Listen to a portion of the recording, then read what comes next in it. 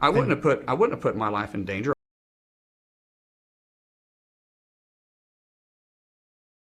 Down, and if they breach the floor, or if they breach the door, he wants everybody to lay down. And as I said, I've been in these situations before, unfortunately.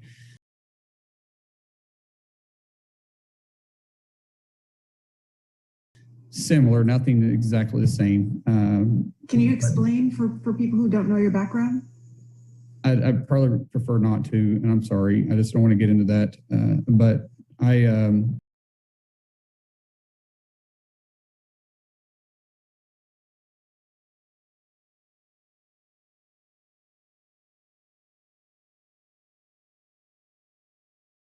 I'm pretty observant of what's going on around me, and so we were sitting there. We were just starting, the debate, and I started noticing a lot of activity with Capitol Police and with Sergeant of Arms. I started hearing, you could hear their earpieces, which is unusual.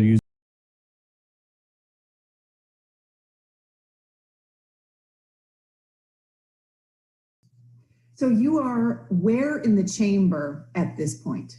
First, I was second or third row. And where are the police officers that you are able to hear what's happening in their earpieces? Well, they were running up and down, not running, but they were moving up and down the aisle. Greetings. I'm Hoss Turlington of Jay, Oklahoma. My last video was on our U.S. Congressman Markwayne Mullin and how he misrepresented his past, stealing valor from those who earned it. The purpose of this video is to play some clips from the July 26 C-SPAN interview on the January 6th Capitol riot and show you once again how Markwayne Mullin embellishes his role and asserts himself as an authority on everything from tactics to crowd psychology. The part you just saw was Markwayne being asked by the journalist about his background after hearing him claim that he corrected the Capitol Police lieutenant during the riot. Then you heard her try to ascertain the distance of the Capitol Police from Markwayne after he claimed to have heard the conversations going on in the police officer's earpieces. His refusal to answer the first question about his background, which I will answer for him, along with the absurdity of his being able to hear what was going on in a police officer's ear who was 20 feet from him while moving, give you an idea of just how much BS Markwayne spews in this interview about his role in the riots. The bottom line is that Markwayne Mullin, a multimillionaire with no law enforcement training or military background, has the habit of constantly finding a way to talk himself into the center of action, even if he did nothing. Not only that, he asserts himself as the authority on things which he has no training, background, or understanding. Markwayne Mullin engages in a nuanced, subtle form of stolen valor where he repeatedly makes vague references to things he's seen and participated in overseas. For example, in this video alone, I will play for you at least 3 different times Markwayne Mullin alluding to having experienced something similar overseas. We don't know if the supposed overseas event was a riot, a 5'2", 110-pound unarmed girl getting shot in the neck by a cop, or maybe it was some late night drunks misbehaving at McDonald's, because he won't clarify.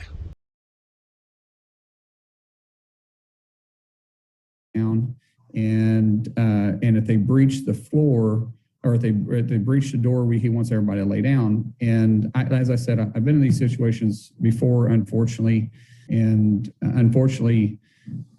I've been in those situations before overseas, and I recognize that there was an issue. I went to the triage center, which I haven't seen a thing like that since, stuff you see overseas. And the Capitol Police showed great restraint in that. I mean, there's a lot of situations, especially overseas, that in those circumstances, shots would have started being firing in the opposite direction, and people would have lost their lives. Markwayne Mullin also engages in a strange, backhanded compliment style of others. as though putting them down elevates his supposed actions.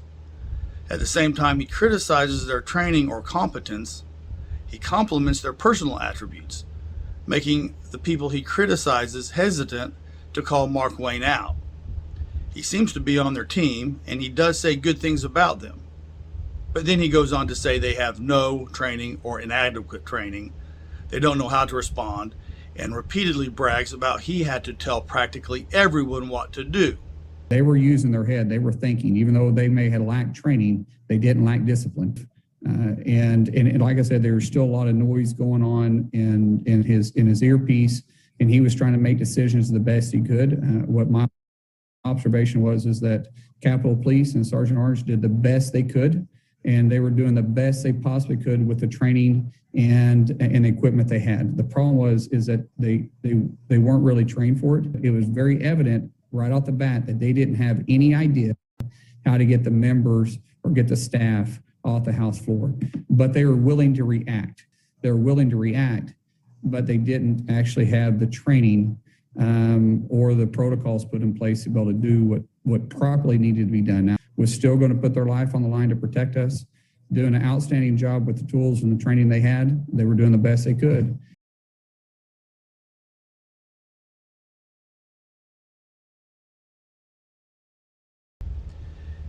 He boasts that he was teaching the lieutenant how to respond to the riot and that he had to instruct a military veteran congressman on tactics. For example, in this short video alone, you will find that, according to Markwayne Mullin, he's an authority on contingency operations, use of force procedures, legal standards for use of force, crowd control, professional crowd agitators of riots, security officer earpiece responses to emergencies, riot response tactics, gas mask anxiety, federal law enforcement training programs, and general alpha male dominance.